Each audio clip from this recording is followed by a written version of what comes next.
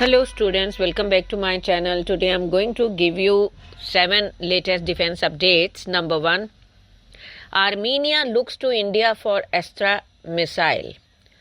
Armenia has opened discussions with India for the possible procurement of Indian-made air-to-air missile, marking another step in the growing defense relationship between the two countries.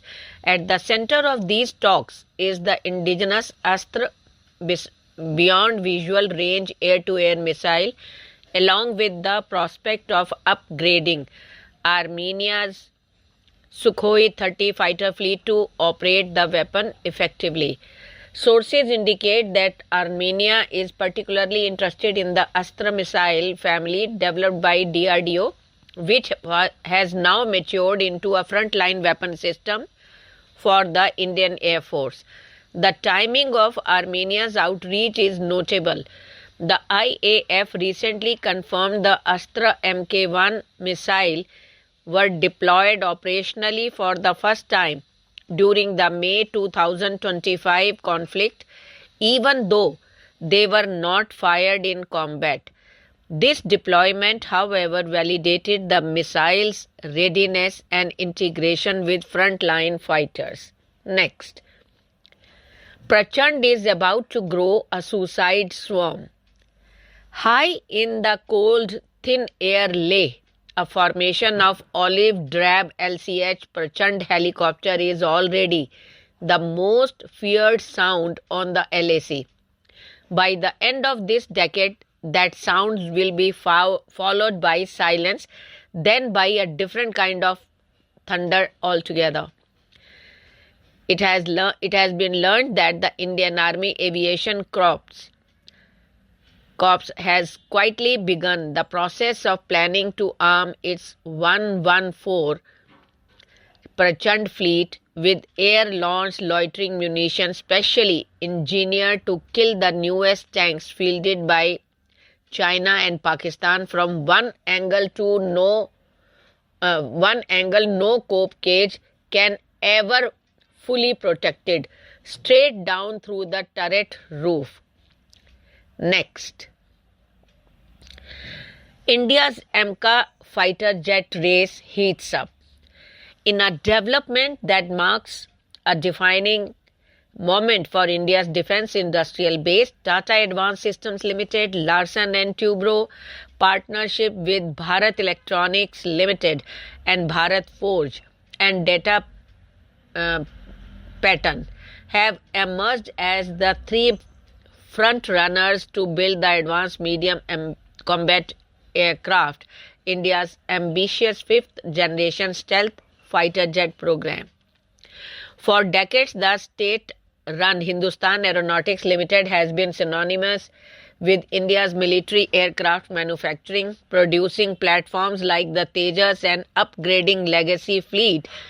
But in a dramatic shift of India's defense production strategy, HAL has been excluded from the latest round of shortlisting after technical evaluation, said Economic Times report. A first in the country's fighter jet history and a potent signal of the government's intent to tap private sector capabilities more deeply. Next, India's 3-ton helicopter race heats up. India's long search for a new generation of 3-ton class utility helicopters has entered a fresh and highly competitive phase after the collapse of the Kamov Ka-2260 program with Russia. In a significant development, Leonardo, formerly Augusta Westland, and Adani Defense and Aerospace have announced a strategic collaboration to offer the AW109 TRACM to the Indian Armed Forces, positioning it as a ready alternative in a segment that is central to Army and Air Force aviation plans. The AW109 TRACM sits in the same weight class as India's indigenous light utility helicopter, but brings a different philosophy to the table. It is a twin-engine platform powered by two Pratt & Whitney Canada PW207C engines, offering redundancy and higher safety margins for operation in demanding environments such as mountains and remote forward areas. In contrast, the LUH is a single-engine helicopter designed around simplicity and cost-effectiveness for large-scale induction.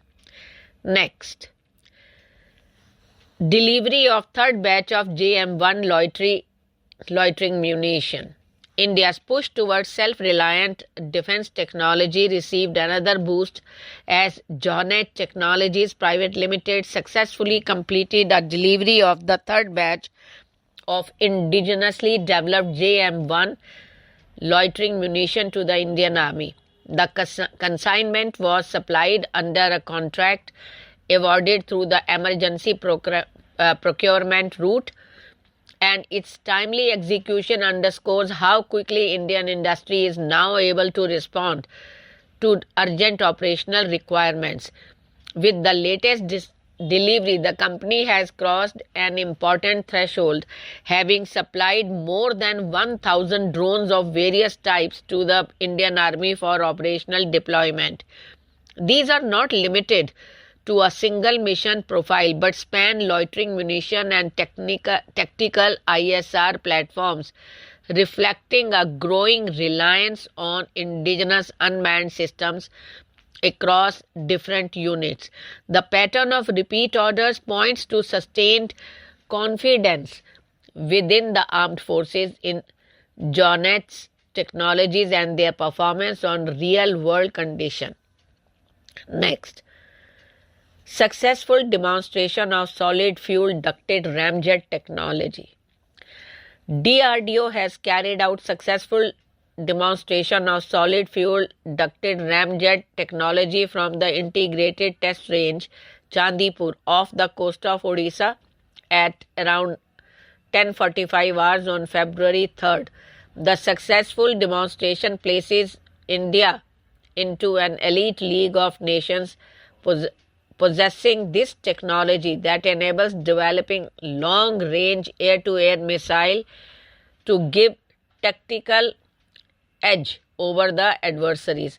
All the subsystems, including nozzle-less booster, solid-fuel ducted ramjet motor and fuel flow controller, performed as per expectations after being initially propelled by a ground booster motor to the desired Mach number.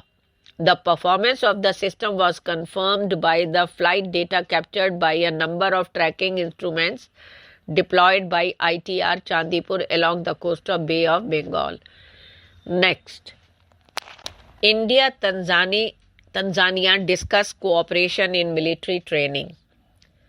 India and Tanzania held the 4th edition of the Joint Defence Cooperation Committee meeting at Zanzibar, discussing cooperation in military training, maritime security and defence industry collaboration, the Defence Minister said on Tuesday.